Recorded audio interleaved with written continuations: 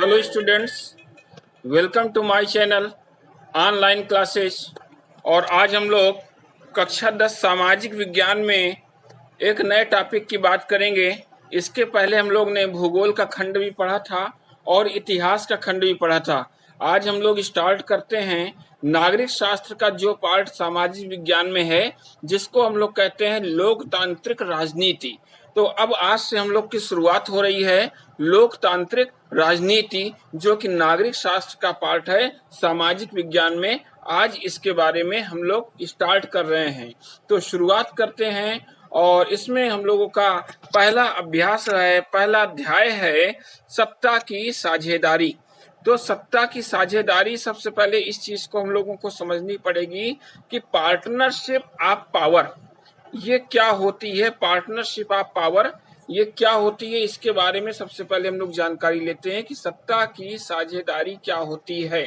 एक जनरल शब्द पढ़ने से पता चलता है कि सत्ता में किस चीज की साझेदारी हो, कैसी हिस्सेदारी होनी चाहिए, और इसी हिस्सेदारी के कारण ही सत्ता लंबे समय तक आगे चलती है। क्योंकि पुराने समय से ऐसी मान्यताएं चल रही है कि सरकार की जितनी भी शक्तियां हैं, सारी शक्तियां हैं, वो सभी एक व्यक्ति के हाथ में ही है या किसी एक खास स्थान पे रहने वाले व्यक्ति समूह के हाथ में रहनी चाहिए। अगर फैसले लेने की शक्ति बिखर गई तब क्या होगा?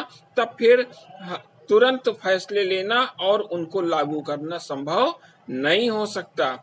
ऐसी कंडीशन में लोकतंत्र का एक ये बुनियादी सिद्धांत है कि सत्ता में साझेदारी होनी चाहिए और जनता मेन होती है। क्योंकि लोकतंत्र क्या है? जनता का शासन। इसी को हम प्रजातंत्र भी कहते हैं, इसी को हम गणतंत्र भी कहते हैं। तो सत्ता क्या है? जनता का शासन, और जनता ही मेन राजनीतिक स्रोत है, राजनीतिक शक्ति का स्रोत है। और जनता की ही भागीदारी से हम लोग सत्ता में जो भी पावर होती है वो बनती है और वही सरकार बनके पूरे कार्य चलाती है। तो इसमें क्या होता है कि लोग जो स्वशासन की संस्थाएं होती हैं उनके माध्यम से भी अपना शासन चलाते हैं। और यदि कोई एक अच्छा लोकतांत्रिक शासन है तो समाज के जो अलग अलग समूह वहां पे निवास करते हैं या जो उनके अलग अलग विचार हैं, उनको उचित सम्मान भी उस शासन में दिया जाता है। इसके अलावा सार्वजनिक नीतियां भी जो बनाई जाती हैं, तय की जाती हैं, वे बातें भी उसमें शामिल होती हैं। इसके अलावा उसी जो लोकतांत्रिक शासन को और अच्छा माना जाता है जिसमें ज्यादा से ज्यादा नागरिकों की राजनीतिक सत्ता में हिस्सेदारी होती है, उनको हिस्सेदार बनाया जाता है। अब इसके बाद और आगे हम लोग देखते हैं कि आखिर ये सत्ता की जो साझेदारी है इसकी क्या आवश्यकता है। ये जो सत्ता की साझेदारी है इसकी आवश्यकता क्या है, क्यों इसकी जरूरत है कि साझेदारी की होना जरूरत हो इसकी। तो होता क्या है, जरूरी इसलिए होता है कि जो अलग अलग सामाजिक समूह बने हुए हैं उनमें टकराव का अंदेशा कम होता है। साथ में जो सामाजिक टकराव हिंसा और राजनीतिक अस्थिरता का रूप भी कभी कभी ले लेती है, तब सामाजिक टकराव नहीं होना चाहिए उस शासन में। इसीलिए सरकार में, सत्ता में हिस्सा देना एक राजनीतिक व्यवस्था है और इस व्यवस्था से ही उसमें स्थायित्व रहा करता है। इसके अलावा और कुछ बात भी इसमें पार्टनरशिप में हम लोग समझते हैं कि बहुत सारे देशों में जो बहुसंख्यक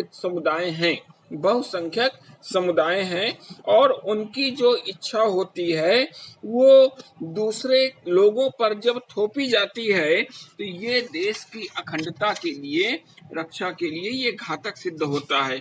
और ऐसी कंडीशन में सत्ता की साझेदारी बहुत ही जरूरी है और सत्ता का बंटवारा लोकतांत्रिक व्यवस्थाओं करने के लिए ठीक है कि लोकतांत्रिक व्यवस्था को और सही किया जाए, इसलिए सत्ता को विखंडित किया जाता है और इसका बंटवारा किया जाता है। तो आज हम लोग इस शुरुआत के अध्याय में ये जान पाए कि सत्ता की जो साझेदारी है, कि सत्ता की साझेदारी क्यों जरूरी है, क्यों हम इसमें सभी को पार्टनर बनाते हैं, अलग अलग संस्थाएं, अलग अलग वर्ग, सबको हम इसमें शामिल करते हैं, जिससे शासन स्थायी रूप से चल सके और टकराव की अंदेशा न हो और देश में अखंडता बनी रहे। तो आज के टॉपिक में बस इतना ही, और इसके बाद हम लोग अगले टॉपिक में कुछ चीजें फिर हम लोग डिस्कस करेंगे और इसके नोट्स बनाना आप लोग शुरू कर दीजिए। इसके अलावा जो भी हम लोगों ने ज्योग्राफी के खंड में और हिस्ट्री के खंड में जितनी भी चीजें पढ़ ली थी उनके नोट्स आप क्लियर कर लीजिएगा। और मेरे इसी चैनल में जब सब्सक्राइब कर देंगे आप और लाइक कर देंगे तो जो भी वीडियोज हैं वो पूरे शुरू से लास्ट तक आपको दिखाई देने लगेंगे और वहां से आप अपने नोट्स बना सकते हैं।